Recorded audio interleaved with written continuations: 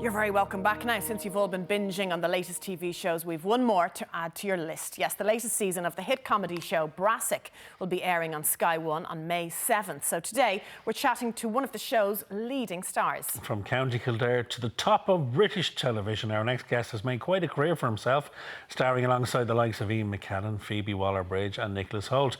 Actor Damian Molony joins us on Skype. But first, here's a sneak peek at his new series, Brassic. Damian, a very good morning. Thanks for joining us, buddy. How are you? Morning. Yeah, good. Yeah, hi guys. Morning. Thanks for having me. Listen, the first thing, just jump straight into Brassic there. I love the accent, mate. Did it take you long to drop into that now? You don't get much touch of a Kildare hinge there.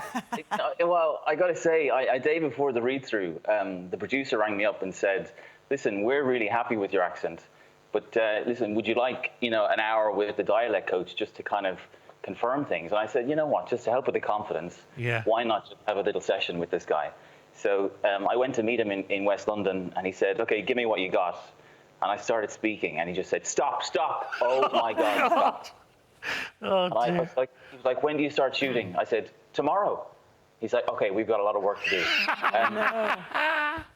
But actually, no, being around Joe Gilgan, the creator and the main actor, we're all kind of trying to copy his accent. So once you kind of listen to him kind of chatting away for a while, it stays in your ear and you pick it up. Tell us a bit about, before we talk about where you started and who you've worked with today, tell us a bit more about Brassic.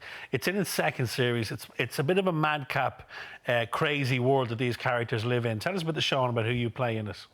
Yeah, Brassic is basically about a gang of mates in the north of England who are tearing around the countryside, having the time of their lives. They're stealing cars, and they're stealing Shetland ponies, and stealing circuses and lions in series 2. They're kind of good-natured thieves. So it's kind of one of those shows that I've watched the first 2 episodes. It feels like a really good show to be on TV at the moment because it's about friendship, and it's about hanging out with your mates, and it's very kind of warm-hearted and good-natured, and there's a real kind of core of mental health running through it. Joe, the kind of creator and writer, plays a character with bipolar disorder. Yeah. So there's kind of a gangster theme to it. Would that be fair to say? But then there's that comedic side as well, which is so important to a series like this. Absolutely. So for kind of every dark moment, there's a kind of really wacky caper that we all get involved in. And Dylan is the character I play. He is kind of the brains of the gang. He's kind of the reluctant one. So he's the one saying, lads, you absolutely should not do this. And then 5 minutes later, they're all on board. Well, listen, tell us about your journey, Damian, because it's a well-trodden path in terms of Irish actor goes to London Drama School, but not many have been as successful as you have. You started off, you took the leap, went over to London and went to drama school over there. Is that right? Yeah, went to drama school. But I genuinely thought that when I was younger, if you wanted to be an actor, you walked up to the Abbey stage door and said, yeah.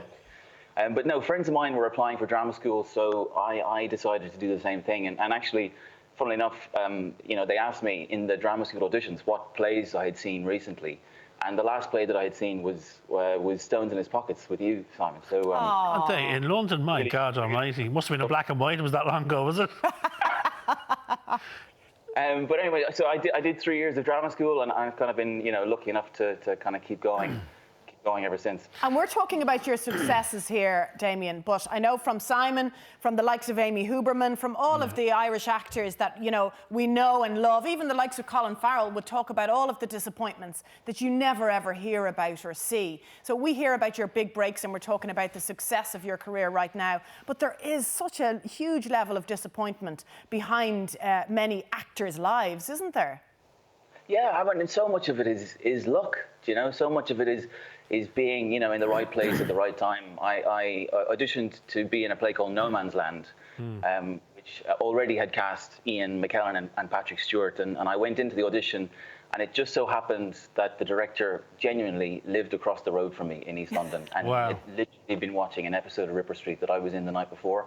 So there is no doubt that helped me get the job, So what was that like, Damian, in terms of walking into that rehearsal room? You got cast in the play and you walk into the rehearsal room and 2 of the giants of the British acting industry are sitting there and you're going to be performing with them 8 times a week. What was that like? Genuinely, I'm still giggling even thinking about it. It's one of those kind of pinch me jobs. You know, you walk in and there's only 4 actors in the play, and it's me and Owen Teale from Game of Thrones, and then Ian and Patrick, and genuinely, it was, you know, one of the best jobs of my life. You know, you learn so much from actors like these, and they kind of have become friends for life in a way. You know, I remember they both, Ian and Patrick, both came for dinner in my flat in East London. We're talking a tiny in-bed flat. Did you cook for them? Floor. Yeah, we did. We cooked spaghetti bolognese. Dear. We were on the first floor. Pulled out all the stops, Damian.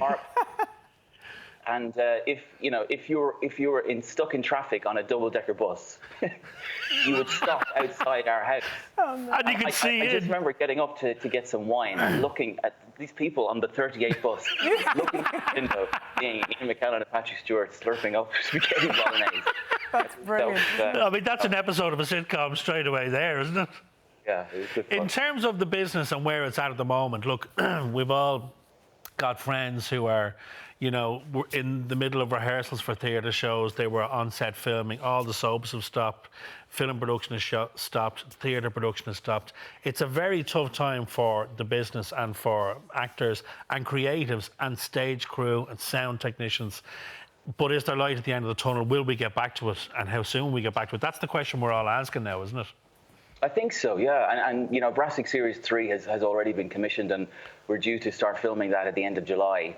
So I think they're still going all guns blazing towards that date, with the money comes from the cultural sector back into the government's pockets. So, you know, I think everyone will be trying to find ways very, very quickly of getting back to normal. I know they have, you know, they're developing rules so that we can get back filming as quickly as possible, and that will hopefully then transfer into theatrical performances. And whether it's, you know, as well watching the National Theatre do their, you know, Thursday night screenings of plays that they have filmed. So yeah, thankfully there's lots of kind of TV and theatre on television and online to kind of get us through until then. And no better industry to think up creative ways to put their productions across. If anyone hasn't seen Brassic so far, Damian, can they go back on Series 1 on Sky? Yeah, so all of the episodes are available on Now TV and on Sky TV. And then, yes, so all episodes of the second series will drop automatically on Now TV on Thursday. And the first episode is on kind of Sky 1 on Thursday night at 10 p.m. Well, listen, continued success, keep it going, and hopefully when you're back home soon, in the not too distant future, you'll come and visit us in the studio and we'll get to chat. I'd love that. We'd love that too. Thanks, Damian. Appreciate your time. Thanks. See you later. Take care. Maybe we'll have spag ball in your flat someday. Yeah, we get to bring it in for us. Right, don't forget season 2 of Brassic returns next Thursday, May 7th on Sky 1 and Now TV. Up next, let's get physical with Adam out of Love Island. See you soon.